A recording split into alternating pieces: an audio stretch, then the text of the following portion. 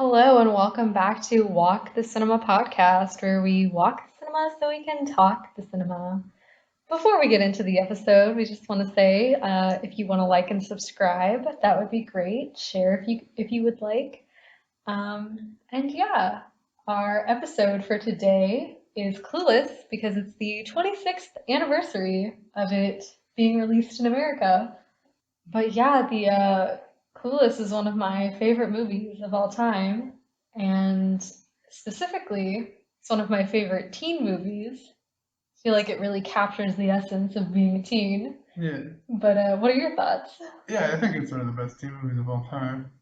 People talk about Mean Girls, they're wrong. You like Mean Girls. I do like Mean Girls, but not as much as I like Clueless. Clueless is just so much more iconic to me because it's actually well done and not just a bunch of catchphrases and quotable moments. I mean, it still has a lot It of still has moments. them, but that's just a benefit that it brings along. Right. You think it It's, has more substance than Mean yeah, a Girls. lot more. And also just visually, it's so like they're fashion icons. Honestly, yeah. They're such fashion icons. They're amazing. But yeah, this is a story that's slightly based off of Jane Austen's novel Emma, where our Emma is Cher, hmm a rich girl from Beverly Hills. Yeah. This is the only Emma adaptation I actually like. I hate that novel. The thing about the novel is the point of it, at least that I get from it, is that Emma is supposed to be an unlikable character. That's not the point that I hate about it. I just hate the Emma movie. Well, I mean, a lot of people don't like Emma because of the character Emma herself. I think the whole story is doo doo. I don't mind the character. But I'm saying like for a lot of people it's the character. Sure. And I think the point of it is she is supposed to be an unlikable character for a majority of the story, and then she kind of realizes her Yeah, which error. Cher is, but in a more comedic way. Cher has like something that I think Emma doesn't, and that's Yeah. like charisma and You don't hate her. yeah, You don't hate her. You just know that she can be better. You're yeah, not supposed to, relate to her. right. She's not the Joker. But she's just so cool that you kind of like her. Yeah, and there's so many different things that I could talk about when it comes to this movie. But I guess for one thing I'll start with is just the iconic fashion Yeah, of it. It's so timeless, yeah, and it's kind of crazy that they were able to do that because you look at other teen movies, like for example, 10 Things I Hate About You. terrible. It's kind of like The fashion. it's like kind of whatever. Most teen movies try to imitate what's popular at the time, and that ages terribly. Hmm. And that's something you're taught not to do as a costume designer. Hmm. But teen movies don't really care because they're not trying to be timeless Yeah. most times. Most times. But see, like you have that one, and then you also have, which that one came out in like 99, I think. And then you have Mean Girls, which came out in 2004, and it's again, same type of thing. It's very 2000s, Yeah, mid 2000s clothing. you never dress like Lindsay in that movie at all. But Yeah. But with Clueless and Cher in particular, like all of her outfits are just, I think because they're so over the top. yeah, Not really over the top, like you wouldn't wear them in high school. no. But I think part of it was like I'd been watching The Nanny, hmm which was a 90s sitcom about a nanny who is watches the kids of a uh, theater producer, a rich theater producer, and some of her outfits I could see actually influencing this movie. I don't know if it was meant to, but I did do some research, and the iconic Cher look in her plaid Yellow. yellow outfit, the nanny wore on it several months before they started filming this movie, so I'm And, kind of thinking that and then we had the pleasure of seeing Iggy Azalea wear it yeah, so in fancy. it's kind of like I found that kind of cool because it wasn't like I was doing research specifically for this movie. It's just kind of something I noticed several months ago because I've Yeah. watched this movie so many times. But I don't even think you need to watch a minute. You memorize that outfit Yeah, the first time exactly. you lay eyes on it. And just everything, everybody else like also has pretty iconic clothing, like at least in the sense of like I could see girls today wearing that kind of stuff. And I think a lot of the budget went into the wardrobe. Well, we're talking about the costume design and it being timeless. It's not as timeless when it comes to the guy characters. Yeah. But yeah, the main character, Cher, and her best friend Dion. are pretty iconic. Yeah. And those are timeless. Every single outfit. And then, we also have all of these different characters by actors that are kind of up and coming at this point. This came out in 95, so a lot of these actors that are in it, this is pretty much their first kind of big-ish movie, where we have Brittany Murphy, Alicia's Yeah. Silverstone. We didn't get Brittany Murphy for much longer, but No, but I mean, she went on to be bigger and better. We have Paul Rudd, yeah. all of these kind of iconic, I would say, actors coming into this movie relatively unknown. And, we get just these iconic roles from You get that them. with a lot of teen movies. Yeah. You get that with Mean Girls, American Pie. There's a lot of actors that start in teen movies. That's just natural, right? They're trying to play teenagers. Yeah. Grease. You have 35-year-old teenagers that, went to not do much except John Travolta. Right. But yeah, this movie is so I think genuine in its storytelling, and especially I was reading about how the director slash writer, because she wrote and directed this movie, she was kind of tired of writing and directing teen movies at this point, but she took her inspiration from reading Emma, Jane Austen, and applying it to a modern day type girl in a California based high school. And she did spend a lot of time in an actual high school trying to Yeah, get it's not creepy. Well, she spent time in a high school trying to learn the vernacular of the times. As if. Yeah, so you kind of get like these. Is that what kids used to say? No, but I mean, it is over exaggerated, right? Yeah, like Cher's character that's is part of the comedy. It's yeah. most of the comedy. It's like it's connected and disconnected at the same time. Yeah. Like she grounded the movie to be modern in the storytelling, but at the same time exaggerated everything else from the outfits to the words they use to make it funny. But I guess to kind of like go through the movie, we have Cher, and she opens it by saying that she has a best friend named Dion, and they're friends because they know what it's like to have people be jealous of them, and that they're named after great singers that now do infomercials. Yeah, that's a quote. Yeah, it is a quote. And you kind of get the sense that Cher, while she's generous, she kind of only does things that will benefit her.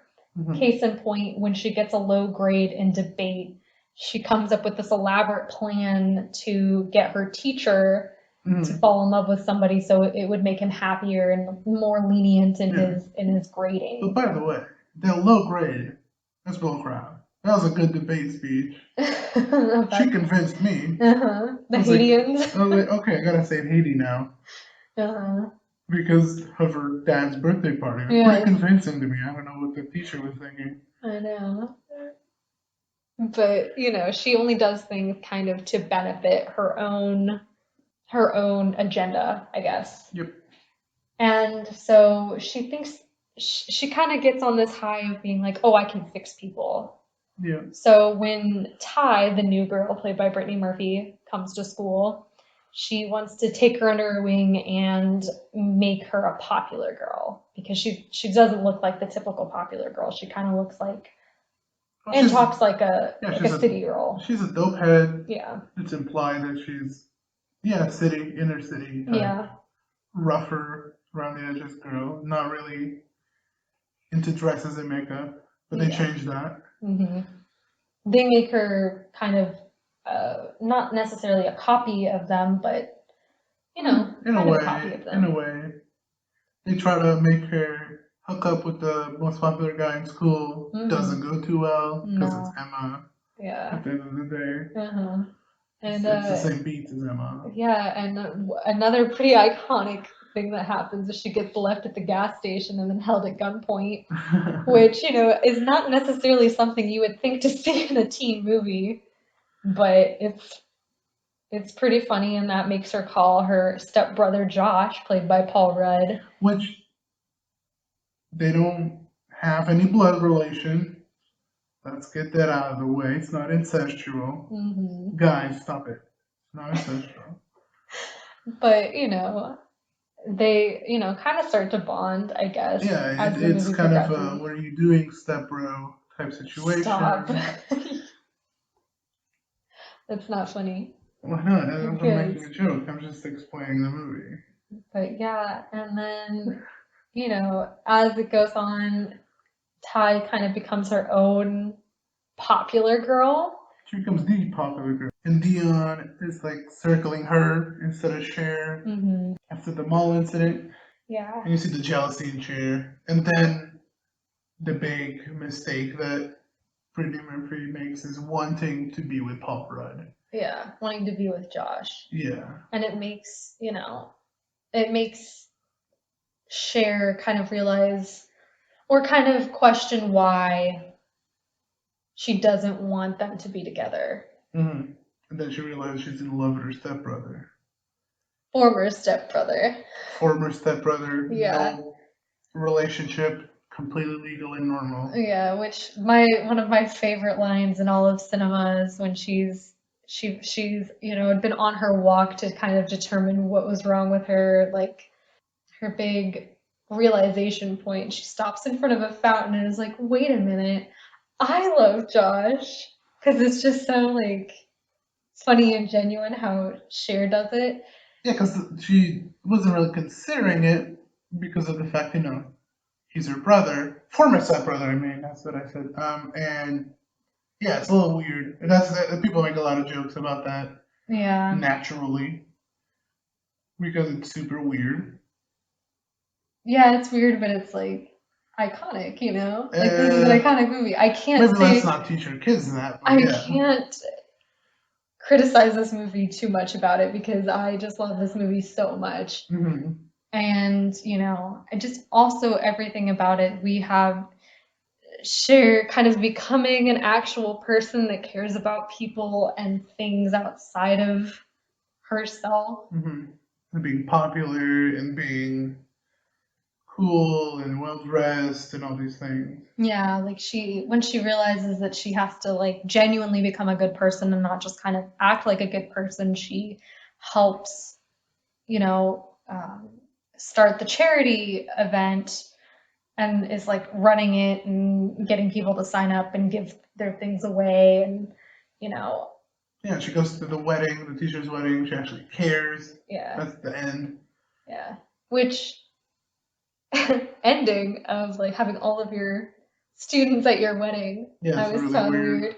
But it happens in real life because I had a teacher that got married during high school and she invited all the chorus and band kids to her wedding to play at her wedding, but still I found it kind of weird that like. Yeah, sometimes when you're a teacher you don't have many friends. Yeah. You gotta make do with your students. I would never invite my students.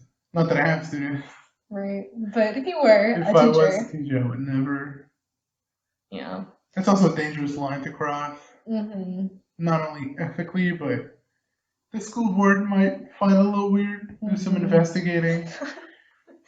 No, but you know, there's so many more things I feel like I could talk about this movie. Such as Cher when she'd been saying that she didn't want to date any high school boys, and then the one that she finds that she likes and is attracted to turns out to be gay. And she's attracted to him because he dresses better than her, pretty much. Yeah. Is what we figure out her reasoning is. Yeah. So it's still a pretty superficial reason.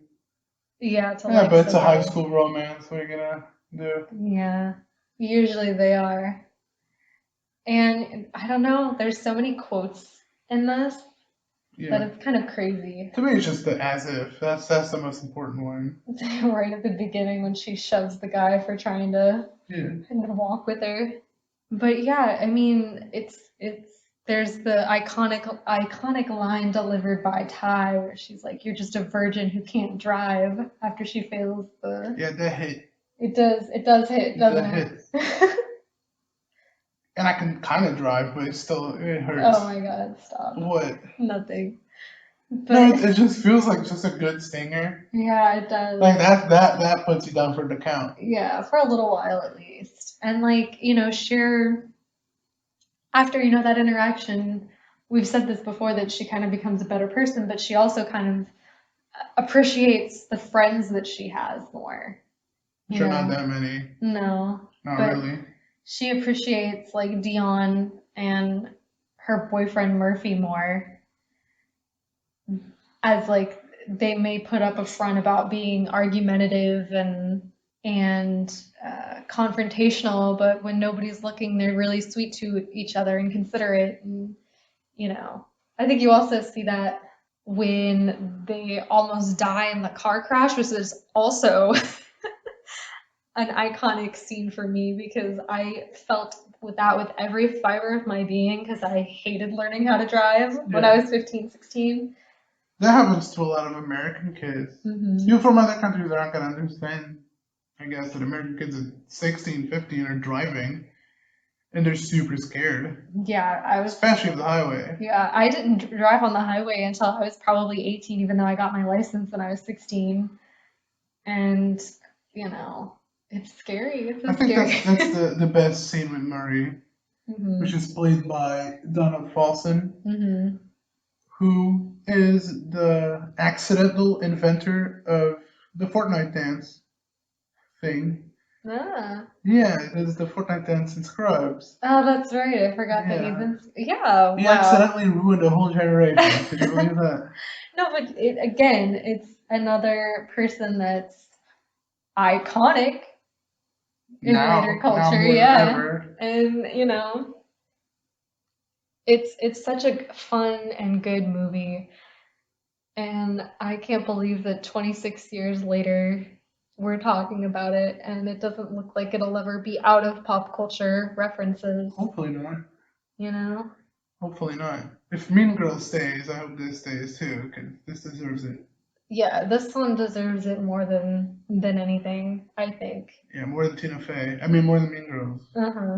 But yeah, it's not the longest episode of all time, but we're just gonna jump to the ratings because everyone has seen this. Hopefully, if you haven't, do it.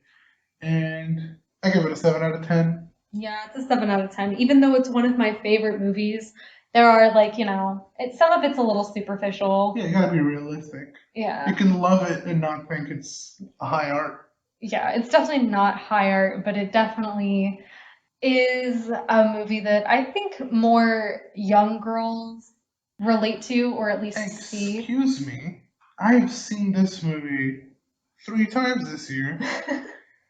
I mean, same, but I feel like you might be in the minority when it comes to. Thank you. That puts me in a great light.